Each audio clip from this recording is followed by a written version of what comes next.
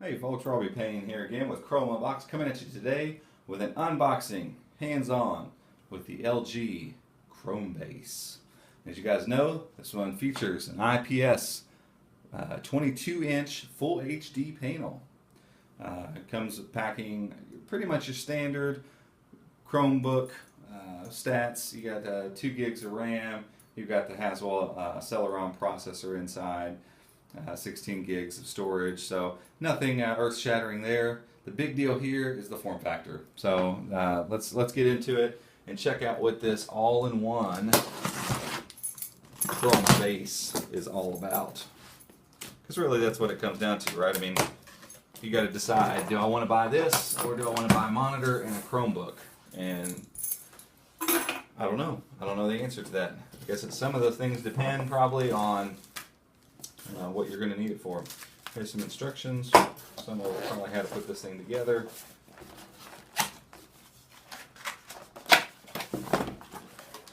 Keyboard. It is wired. I so wish it was Bluetooth. I'm being picky, and at the price point, honestly, I shouldn't be picky at all. I'm very happy with the price that this guy came in under. Pretty standard fare with the mouse there. Nothing fancy. Power brick. No big deal that it's kind of big. It's going to be on the desk, so it doesn't really matter. I would see the use case for this guy being something of a, you know, this could be in schools, it could be in dorms, offices, that kind of thing. Back plate for the mount, or for the stand itself. Looks like another plate. Some screws, so I might have to assemble some things. And the Chromebase itself. And 22-inch monitor, that's a big guy.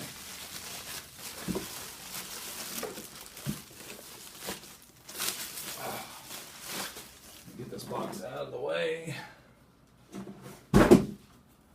And I'm just going to set it here for now.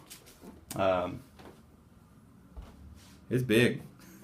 There's no way to get around it. It's big. 22 inches, that's a nice size for a screen, so I'm going to be real interested. I'm going to break here for a second and turn it on, or get it put together and then turn it on and kind of come back. But first blush, you know, it feels solid, pretty heavy, but we have Ethernet connection here, which is odd. You don't see that on a lot of Chromebooks, Chrome anything really. Power, some USB slots. I don't see SS, so I'm assuming these are 2.0 slots here. Kensington lock, awesome. And HDMI. Now, interestingly enough, that's HDMI in. So this device actually can act as your secondary monitor to your Windows or Mac device, and you could then use this as the monitor for that, and then just have Chrome OS whenever you're not wanting to get into all that other stuff. And so that's part of the interest for me. I think it's kind of interesting to know that, hey, this is my one that sits at home on the desk, but you know, for the most part, I'm in Chrome. When I need to, I can jump into Windows, hit that input button, and jump over into Windows. That's a pretty neat thing and a pretty neat setup. Well thought out by LG on that. So I'm going to take just a minute. I'm going to throw it together real quick, turn it on, let you know what I think about the screen, and then get to the process of actually reviewing this guy. All right, guys, we had a little change of scenery there. The setup at the office, I didn't have a screwdriver, and there's a few small things that need to be put together in order for this guy to work. So I went ahead and brought it home, put it on my home desk, which unfortunately doesn't get a whole lot of use anymore. Down below the desk, there's a Windows PC that basically sits untouched. But I'm going to show you a really neat trick before we get done with this this quick hands-on here. Anyway, I got it out of the box. A couple things. The base is not attached, obviously, in the box, so there's 6 screws that have to be put in with a Phillips head screwdriver. Very simple. It took 5 minutes. I just didn't have one at the office, so it's actually a pretty easy process. Getting it out and unboxed is not a big deal. Also, you'll see, pan down here, you've got the wired mouse and keyboard. Be nice if they were Bluetooth, but we're at $350 here, so I'm not going to complain. A couple quick observations I've already made just from having the thing and starting it up. One, the IPS display is gorgeous. I do have the brightness turned down quite a bit because it was washing out my video, and so I did that. from all angles, from up top, down low, left, right. Looks great, doesn't wash out. Colors are really nice. It has a nice tilt mechanism to it, so you can kind of tilt it. It is anti-glare as well, so it's going to knock down any kind of glares you run into. Has built-in speakers in it. We'll hit some of the stuff in the review, but just to let you know, built-in speakers aren't great, but they aren't terrible. You can adjust the volume. Interestingly enough, it does have a couple touch buttons across the front here. So the power, the Chrome button, I'll talk to that in just a second. You've got the reader button, which I've got it set on reader 1. Reader 2 is even dimmer. I suppose in dark lit settings, you can just click that button real quick and not wash your eyes out. Left and right enables you to do your volume here. So you have volume of the hardware and then the Chrome volume as well. So those two things work together. And then it's got a audio jack over here, as well as an additional SD or a USB spot here. 3 on the back. This is a kind of difficult one to show you everything. 3 on the back, HDMI on the back. It is an HDMI input, and we're gonna look at that here in just a second. And then you've got. That's it. When you have the Ethernet port, and we showed some of those whenever we had the box or the thing flat down. But it is really nice to have these touch controls across the front, so no reaching under and clicking buttons and trying to navigate. It all pops right up here on the screen, and they're just touch sensitive, so they're flush, which is really sweet. So it allows you to adjust your monitor just like you would. So it's a monitor with the Chrome box built in, but it's also an external monitor too, which is really neat, because what I also did while I was setting it up was went ahead and hooked my PC into it in the back end. So you just touch this button that says Chrome. It's going to flip inputs, and ta-da! Here's the Windows PC, and you can tell it's got crap popping up all over the place here because I haven't turned it on in quite some time. And that's just a testament to the awesomeness that is Chrome and Chrome OS, and the fact that I'm able to get away from my PC little bits at a time is awesome. But it's really cool that this is there. This could be an amazing use case for a lot of people. Hey, I need a monitor. I'm going to pay $200 for a 23-inch IPS 1080p monitor anyway. This one has speakers in it. But then it also has its own OS. And so while Windows is taking its time booting up, I don't really have to mess with it. I can just hit my Chrome button and jump into Chrome and get my stuff done. And when I need that extra little bit of horsepower, click the button, bam, you're right over into Windows. That's a really sweet setup. It's a really ingenious way to set this thing up. I absolutely love that feature.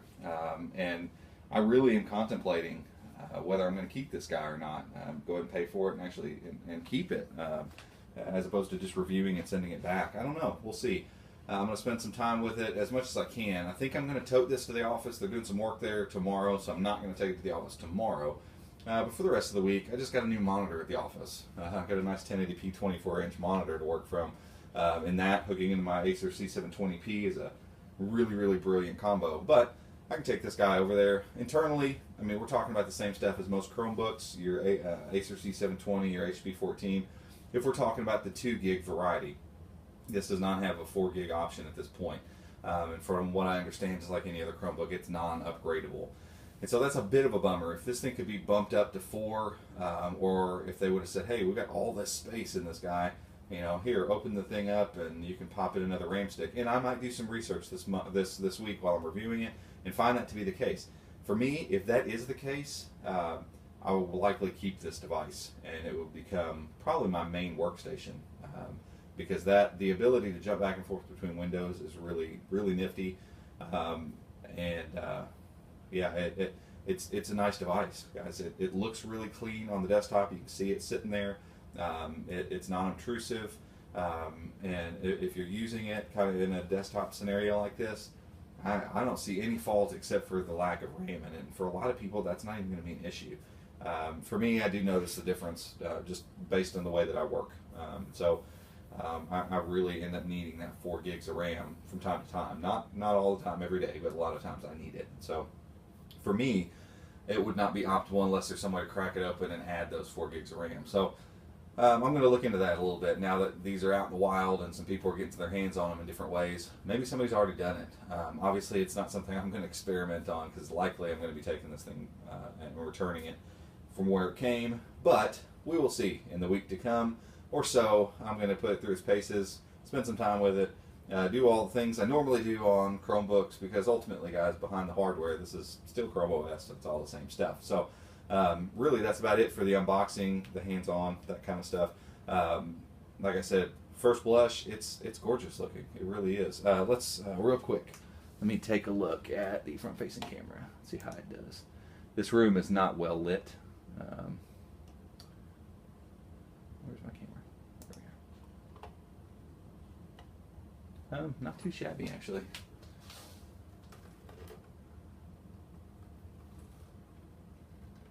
So this is our collect all room, and it's not very well lit, so it's not doing too bad there. So decent looking front facing camera too. Like I said, all the rest of the hardware stuff is really, really usable, and I can't get over how awesome that is. Ta-da! Windows. that's just really cool, and I think that could be a really great entranceway for somebody who's going, I'm not sure about Chrome OS. Well, hey, get this thing. It's a great monitor for your Windows PC. It's got built-in speakers, 1080p IPS panel, great thing. So for an extra $100, it also just has Chrome happening to run on there. So maybe you'll boot into it from time to time and see how it works. And highly likely, most people that boot into Chrome and start using Chrome and feel its lightweightness and just cleanliness in general tend to gravitate towards it. I just find that to be the truth. And so it could be a really interesting product, especially in schools, places like hotels, that kind of thing, where people just need some basic web access. Man, I think this could be a really neat product for those. And hopefully LG maybe comes out with some of the i3 models of 4 and 8 gigs of RAM and that kind of stuff, down the road to say, hey, here's some premiums. You can still get the Chromebase with this kind of stuff, or bump it up and have some Bluetooth peripherals. That kind of stuff would be kind of neat. But anyway, that's all for the unboxing for right now. If you like this video, give it a thumbs up. Feel free to subscribe down below. Subscribers are building every day. The more of these subscribers I get, guys, the more likely it is I'm going to get more Chrome-based stuff in order to get my hands on, to review, to let you know, help you make decisions, all that kind of stuff. So like it, share the video. Momentum's been great, and I appreciate everybody who's subscribed already, everybody who's liked videos and commented and just been a part of all this. It's just been a fun ride, and so I look forward to doing lots more of this stuff. And we'll have the review of this guy up within a week and a half or so, something like that. So look out for that. Keep it locked to the channel. Until then, guys, have a great one. See you next time.